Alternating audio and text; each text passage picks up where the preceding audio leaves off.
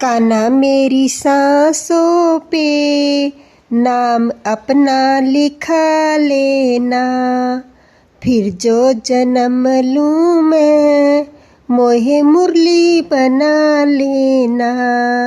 जय श्री कृष्णा। राधे राधे।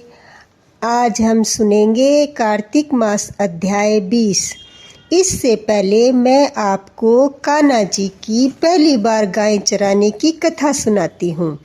आइए सुनते हैं।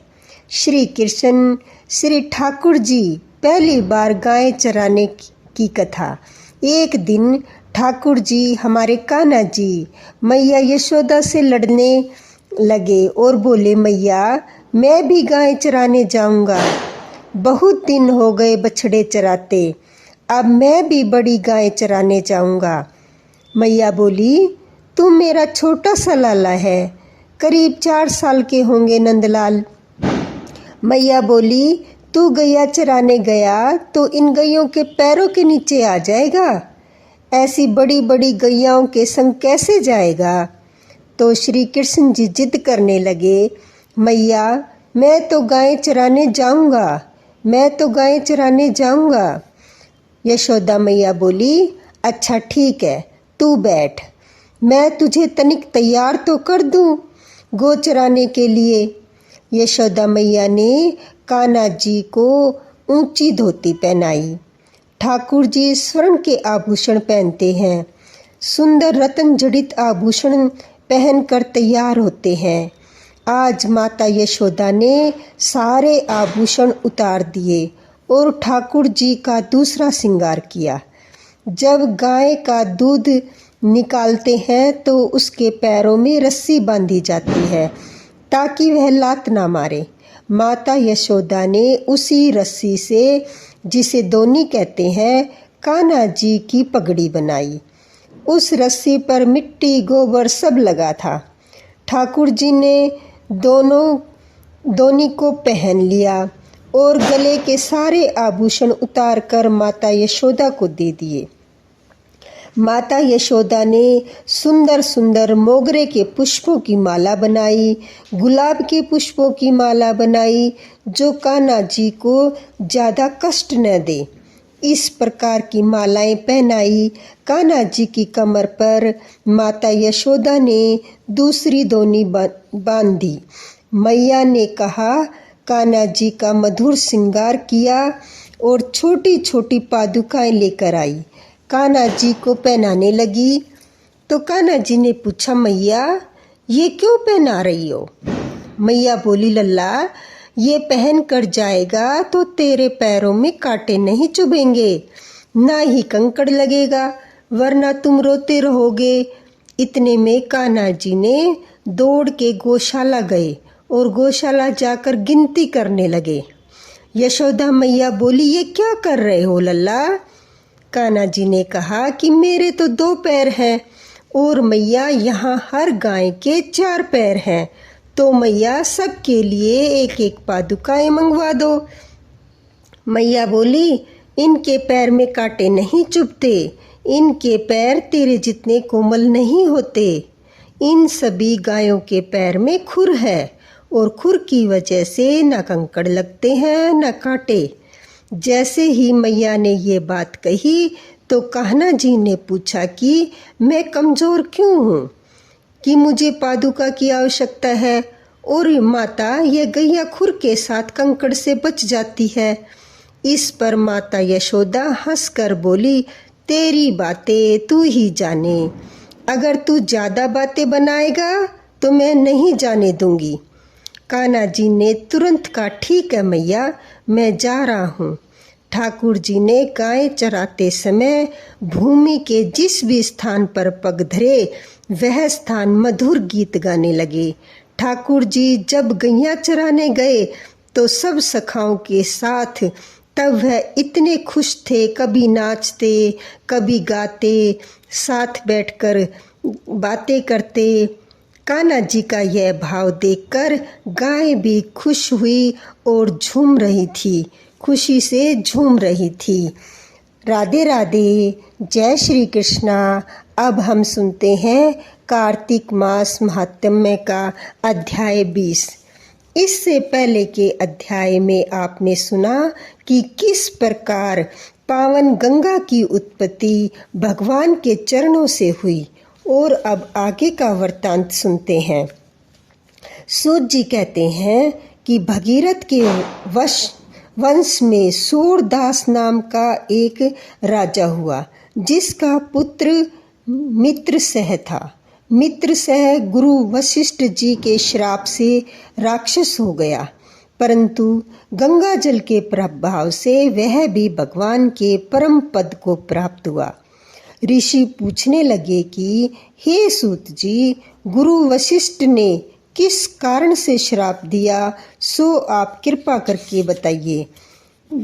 यह कथा भी हमें विस्तार पूर्वक सुनाइए। तब सूत जी कहने लगे कि हे ऋषियों, एक समय अति धर्मज्ञ राजा सूरदास कुछ साथियों सहित शिकार खेलने के लिए वन में गया। वहां पर अनेक मृगों का शिकार किया।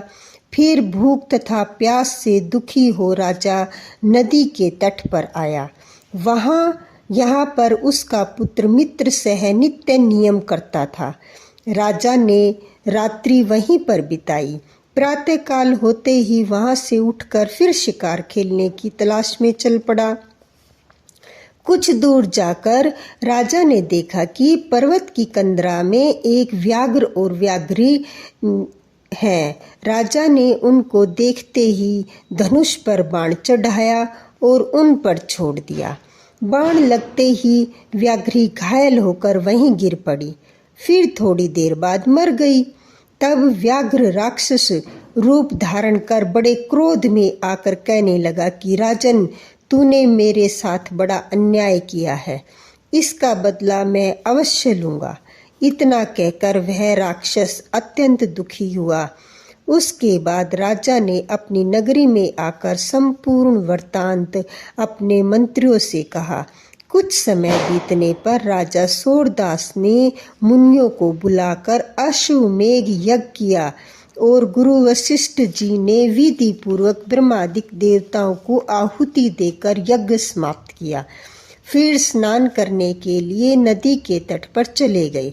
इतने में वही राक्षस जिसकी राक्षसी को व्याघ्री को राजा ने वन में मार दिया था, क्रोधित होकर अपना बदला लेने के लिए वहां पर आया और गुरु वशिष्ठ जी को वहां पर न देख उन्हीं का रूप धारण कर राजा से कहने लगा कि राजन, हम मांस खाएंगे, अतः हमारे लिए मांस बनाओ, हम स्नान करके अभी आते हैं।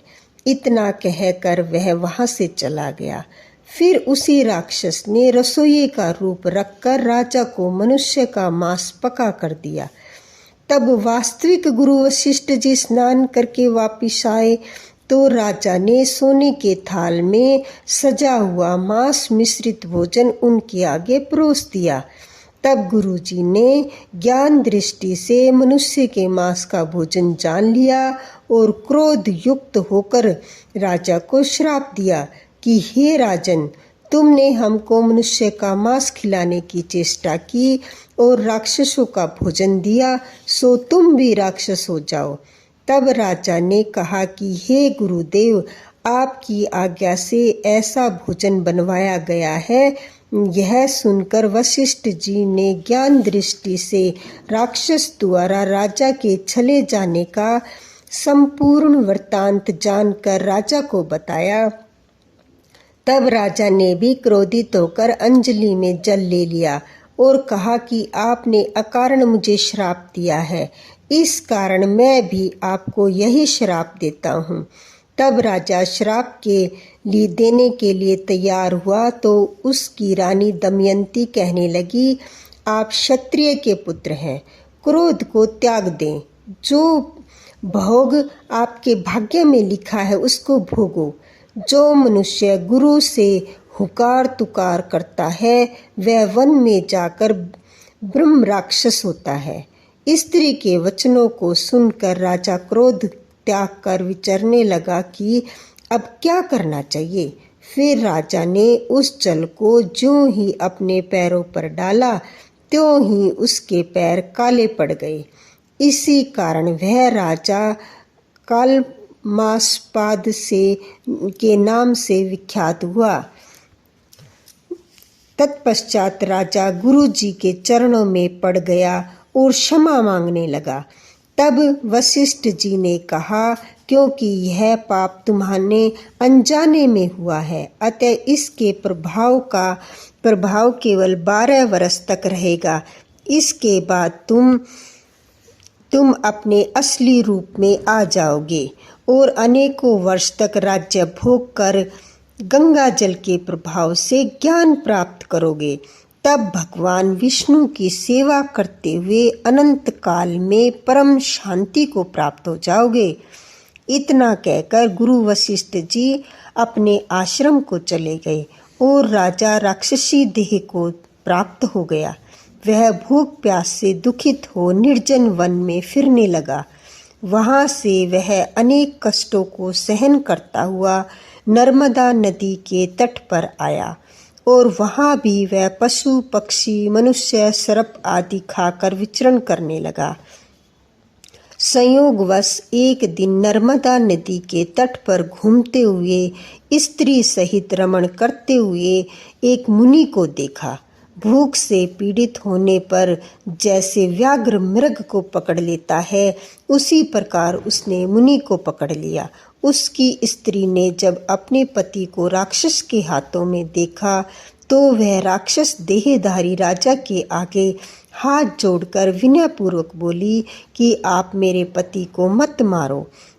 आप वास्तव में राक्षस नहीं, वरन सूर्य कुल में उत्पन्न मित्रसह नामक राजा हो। मेरा पुत्र अभी बालक है, अतएव मैं बिना पति के इस वन में कैसे निर्वाह करूंगी। अतः तुम मेरे पति को प्राण दान दे दो। प्राण दान के समान अन्य कोई दान नहीं है। उस स्त्री की इस प्रार्थना का राक्षस पर कोई प्रभाव नहीं पड़ा और जैसे ही व्याघ्र एक मृग के बच्चे को पकड़कर खा जाता है, वैसे ही उस मुनि को उस समय अपनी स्त्री के साथ मिथुन कर्म कर रहा था पकड़कर खा गया। तब मुनि की स्त्री ने उसे श्राप दिया कि मिथुन करते हुए तुमने मेरे पति को मारा है, अतः तुम भी जब ऐसा करोगे तो मृत्यु को प्राप्त हो जाओगे और पुनः राक्षस देह धारण करोगे। यह 2 श्राप सुनकर राक्षस देहकारी राजा भी क्रोध में आकर कहने लगा कि हे दुष्टे, तुमने एक अपराध के बदले 2 श्राप दिए हैं, अतः तुम भी राक्षसी होकर इस वन में फिरती रहोगी। इस कारण वह स्त्री भी पिशाचनी हो गई और भूख प्यास से दुखित होकर उस वन में फिरने लगी। आगे का वृत्तांत हम अगले अध्याय में सुनेंगे। राधे राधे। अब सुनते हैं तुलसी चालीसा।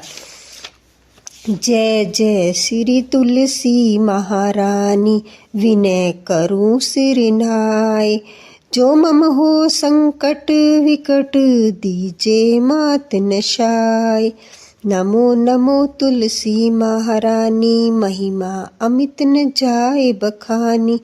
दियो विष्णु तुमको सम्माना, जग में छायो सुयस महाना। विष्णु प्रिया जय जयति भवानी, तिहु लोक की हो सुख खानी। भगवत पूजा करे जो कोई, बिना तुम्हारे सफल न होई। जिस घर तव नहीं होए निवासा, उस पर करी विष्णु नहीं वासा। करे सदा तव नित सुमिरन, ताके काज होए सब पूरन। कार्तिक मास महात्म तुम्हारा, ताको जानत सब संसारा। तव पूजन जो करे कुवारी, पावै सुंदर वर सुकुमारी। करे जो पूजा नित्य प्रति नारी, सुख संपत्ति से होए सुखारी। वृद्धा नारी करे जो पूजन, मिले भक्ति होए पुलकित मन। श्रद्धा से पूजे जो कोई, भवनिधि से तर जाए सोई। कथा भागवत यज्ञ करावे, तुम बिन नहीं सफलता पावे। छायो तप प्रताप जग भारी, दावत तुम ही सकल चितधारी, तुम ही मात यंत्र तंत्र में, सकल काज सिद्ध होए क्षण में। औषधि रूप आप हो माता, सब जग में तव यश विख्याता। देव ऋषि मुनि ओ तपदारी, करत सदा तव जय जयकारी। वेद पुराणन तव यश गाया, महिमा अगम पार नहीं पाया। नमो नमो जय जय सुख करनी, नमो नमो जय दुख निवारणी। नमो नमो सुख संपत्ति देनी, नमो नमो अधकाटन छेनी। नमो नमो भक्तन दुख हरनी, नमो नमो दुष्टन मद छरनी। नमो नमो भव पार उतारनी, नमो नमो परलोक सुधारनी। नमो नमो निज भक्त उबारनी, नमो नमो जन काज सवारनी। नमो नमो जय कुमति निवासनी, नमो नमो जय सुमति बढ़ावनी। नमो नमो निज जन अपनावनी, नमो नमो सब सुख उपजावनी। जयति जयति जय तुलसी माई, ध्याऊं तुमको शीश नवाई। नित जन जानि मोहि अपनाओ, बिगड़े कारज आप बनाओ। करूँ विनय मैं मात तुम्हारी, पूरन आशा करूँ हमारी। चरण शरण कर जोरी मनाऊं, निश दिन तेरे ही गुण गाऊं। करूँ मात अब मुँह पर दया, निर्मल होए सकल मम काया। मांगू मात यह वर दीजे, सकल मनोरथ पूर्ण कीजे। जानू नहीं कुछ नेम अचारा, क्षमू मात अपराध हमारा। 12 मास करे जो पूजा, तासम जग में और न दूजा। प्रथम ही गंगा जल मंगवावे, फिर सुंदर स्नान करावे। चंदन अक्षत पुष्प चढ़ावे, धूप दीप नैवेद्य लगावे। करे आचमन गंगा जल से, ध्यान करे निर्मल हृदय से। पाठ करे फिर चालीसा की, स्तुति करे मात तुलसी की। यह विधि पूजा करे हमेशा, ताके तन नहीं रहे कलेशा। करे मास कार्तिक का साधन सोहेवे, नित पवित्र महियासन। करे कामना जो मन माही, सो सब निश्चय सिद्ध हुई जाई। है यह कथा महा सुखदाई, पढ़े सुने सो भव तर जाई। यह श्री तुलसी चालीसा, पाठ करे जो कोई। गोविंद सो फल पावही, जो मन इच्छा होई। तुलसी माता की जय, विष्णु भगवान की जय।